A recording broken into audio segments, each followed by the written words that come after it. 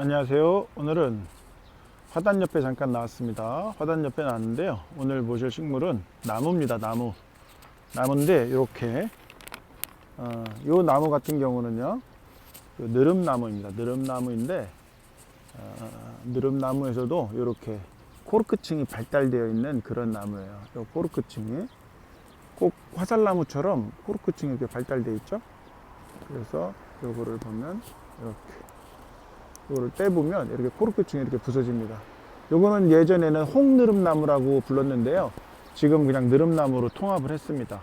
오늘은 그 느릅나무에 꽃이 이렇게 지금 활짝 피고 있어서 한번 이렇게 담아 볼게요. 느릅나무 꽃이 이렇게 생겼습니다. 이렇게. 지금 그 젓갈색으로 보이는 그 붙어 있는 게 수술이고요. 이 수술이 다 마르고 나면 그 아래에 암꽃이 이렇게 다시 이렇게 피어납니다. 이렇게 지금 암꽃이 이 안에 이렇게 희끄무르하게 있는 것 같긴 해요. 여기도 한번, 여기도 느릅나무가 이렇게 있고요.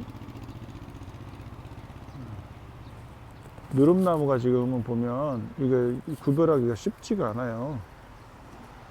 이렇게 있긴 하지만 그 눈에 잘 안 띄는 색깔이잖아요. 나무 색깔하고 거의 비슷해서 이렇게 보면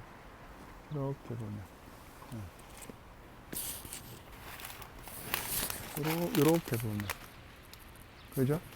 무슨 개나리나 진달래처럼 반짝해야 되는데 요거는 거의 뭐 안 보이죠. 이렇게 느릅나무 꽃이고요.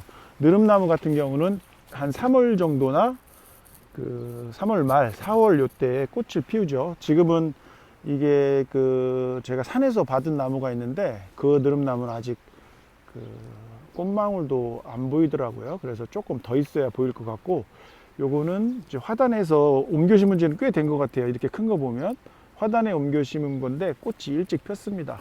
뭐 지역에 따라서 천차만별이긴 하겠죠. 오늘은 이 느릅나무에 대해서 한번 꽃도 좀 보고 한번 어느 효능이 있는지 한번 좀 살펴보러 왔어요. 느릅나무는 원래 유금피, 유백피로 유명한데요.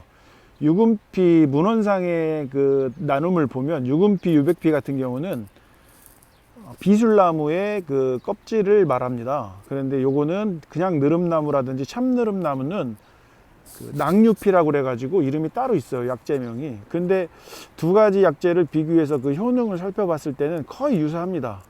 그래서 아마 그냥 느릅나무도 유금피로 해서 유통이 되고 있는 것 같아요. 지금은 낙유피라고 해야 되겠죠. 저희는 정확하게 알려면 낙유피, 느릅나무의 껍질에 대해서 그 효능에 대해서 좀 살펴볼게요. 낙유피 같은 경우는 성질이 조금 약간 찬 편이에요. 그래서 위장이 약한 분들, 위장은 따뜻해야 좋잖아요, 배라는 거는. 근데 몸이 차거나 위장이 좋지 않은 분들한테는 오래 복용하거나 다량으로 복용하거나 하는 거는 조금 조심하셔야 될 것 같습니다. 그래서 그런 분들은 항상 주의를 좀 하셔야 돼요. 그러니까 몸이 기본적으로 약한 분들은 항상 약을 복용할 때는 아무리 좋은 약도 그게 과한 그런 어떤 자극이 될 수 있기 때문에 항상 조심하셔야 되고, 이 느릅나무 같은 경우는 효능 자체는 소변을 잘 보게 하는 효능이 있어요. 이뇨작용이 있고, 그 다음에 소종, 붓기를 빼주는 그런 효능이 있고요. 그 다음에 소옹이라고 그래가지고 종기를 다스리는 그런 효능이 있어요. 그래서 요즘은 항암식품이라든지 항암 효과의 약재들 중에서 이 느릅나무가 빠지지가 않죠. 그래서 위암이라든지 이런 것들, 그런 데도 많이 쓰고, 하여튼 각종 암에 이 느릅나무를 이렇게 달여서 잘 복용합니다. 근데 이 느릅나무 같은 경우는요, 이거를 복용하는데 하나의 이제 특징이 있어요. 뭐가 있냐면, 느릅나무가 원래 이제 코나무라고 하잖아요. 이게 이제 코나무라고 하는데, 이 코나무가 코 같은 그런 성분이 이렇게 나오기 때문에 이걸 코나무라고 그래요. 그런데 이 코나무가 약재로 이용할 때는 코 같이 생긴 점액이라고 해야 되나요? 그 점액을 이용하는 게 되게 중요합니다. 그래서 이 느릅나무를 쓸 때는 이 느릅나무를 물에 약간 불려가지고 찢져야 돼요. 이렇게 망치 같은 경우로 이렇게 북어포 우리 땅땅할 때 찢져서 이렇게 부들부들하게 하죠. 그렇게 해야 그 점액질 같은 그 코 같은 그게 아주 많이 나옵니다. 그래서 그 교질상의 그 성분을 함께 이용을 하셔야 돼요. 그냥 막대기 우리 오가피 삶듯이 그냥 넣어가지고 이렇게 삶아 드시고 이러시면 안 되시고, 이거는 반드시 뭐 망치라든지 방망이라든지 이런 걸로 그 숲이라든지 근피를 이렇게 찢져서 부들부들부들 해서 그 교질상 액체가 많이 나올 수 있도록 그렇게 도와서 써야 됩니다.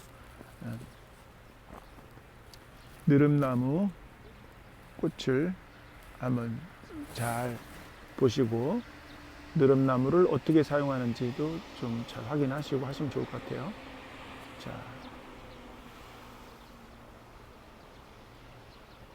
자, 마치겠습니다.